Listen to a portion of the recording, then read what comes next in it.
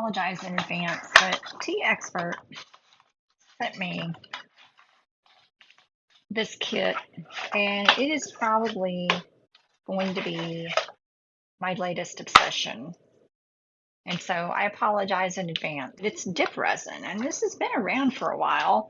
Been really, really curious about it. This kit comes with pretty much everything except for a UV resin curing lamp. You even get these little pliers to manipulate the wire. But the basic premise is you wrap the wire around these dowels, these pieces of dowels, and they come in different sizes from tiny to on up to big. Okay. And then you're supposed to be able to dip the resin or dip the wire into the resin and cure it under the lamp, and you can make little flowers and whatnot. And coming up in a little while, I'm going to be making some Christmas ornament angels out of these oyster shells. And I thought that I could use maybe one of the medium dowels to make the angel halos, but that's coming up later. All right, so let me show you real quick. Let's put some gloves on. I have my Let's Resin curing lamp that I'm going to prop up on. I'm going to prop up like this just to kind of elevate it a little bit. This is just a very, very basic little pedestal system there. I'm going to take my medium dowel because I just want to try this out. It seems pretty easy, honestly.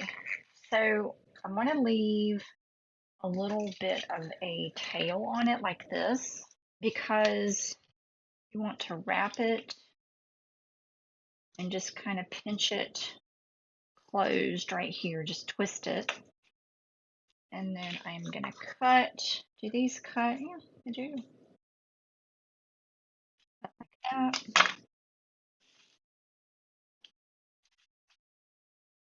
Take it off of the dowel. I'll leave it on the dowel. And then you can kind of shape the loop however way you want. Okay, and I'm just going to make a petal kind of like that, and I want to curve it a little bit.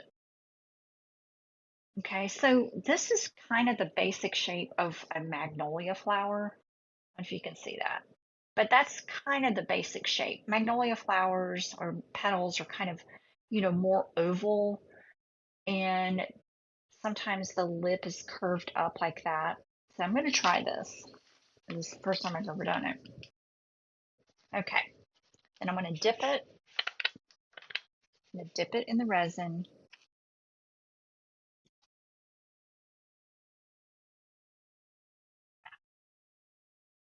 And turn it just a little bit. I'm going to let the excess drip off. Just like that. And then cure it. And I'm going to turn it as I cure,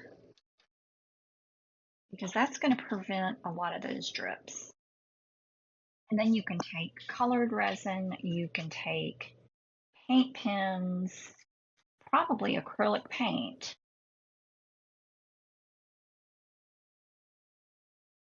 And then you can add color to it. Just kind of paint that on like that. Oh, shoot. Okay, it's about to drip. That is really pretty. It took me about 5 minutes to wrap the wire and make all of my flower petals, and then I made my leaves. And I am sure there are loads of other ways to do this, but this is my first time, so please be kind.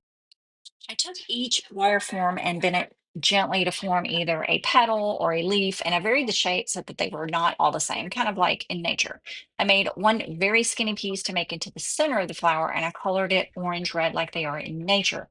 Now on the petals, I used white UV resin, but I added some pink on a few of them, and this turned out really, really cute. And the leaves, of course, I used green. And then I just twisted the wires together to form the flower and then added the leaves last. The wire is so flexible, you can move the individual petals around until you are happy with the shape. Well, I think for my first try, it's not bad.